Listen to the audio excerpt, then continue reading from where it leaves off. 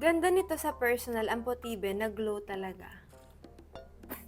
Alam nyo ba, yan yung pinaka gusto kong compliment. Yung sa personal. Maganda ka sa personal. Kasi parang hindi naman atas layable pag maganda ka lang social media, sa TikTok, sa picture. So, syempre, pag may nakakita sa inyo, madidisappoint. Charot. Kaya lahat ginagawa ko para in person, hindi sila ma-disappoint. May glowing effect, blooming. Alam niyo kung bakit? Ang dami kong iniinom, ginagamit sa face ko. Pero syempre, kailangan ko muna ipakonsult palagi yung mga tinitake at ginagamit sa face ko. Ito, mga sexy love. So, si It's Skin Glutathione Collagen.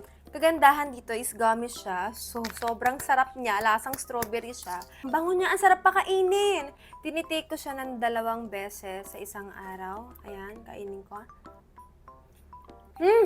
Sarap. Sarap. Okay, pangalawa. Pagkakalimutan, uminom ng tubig. Bago ako mag-promote ng products, ginagamit ko muna a month, 2 weeks. So ito, ginamit ko na siya for 2 weeks. Sobrang ganda ng resulta kasi nga 'di ba, every nagkakaroon ako, tayo mga girls, bini-breakout tayo. So ito yung breakout kong mukha. Breakout ako 3 weeks, 2 weeks ago, and then feeling ko, ito yung nakasagip sa pagka-breakout ko. Ayoko nang balikan to. Hindi slay! Sino ka?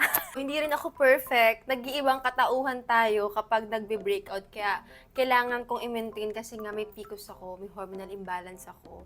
Hindi ako normal na tao.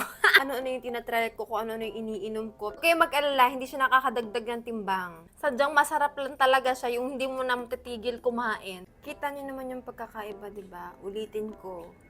Before.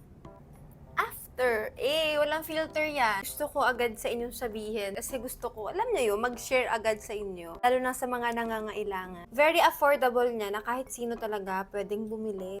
Kayang-kaya natin, girls! Meron tong L-glutathione, pampalesen ng acne, pampabrighten ng skin. I mean, sa murang halaga. Ngayon kasi pamahal na ng pamahal eh. Pero this one, feeling ko, ma-afford nyo naman siya. Safe na safe gamitin. Kasi sabi ko nga, diba, ako muna nag-try.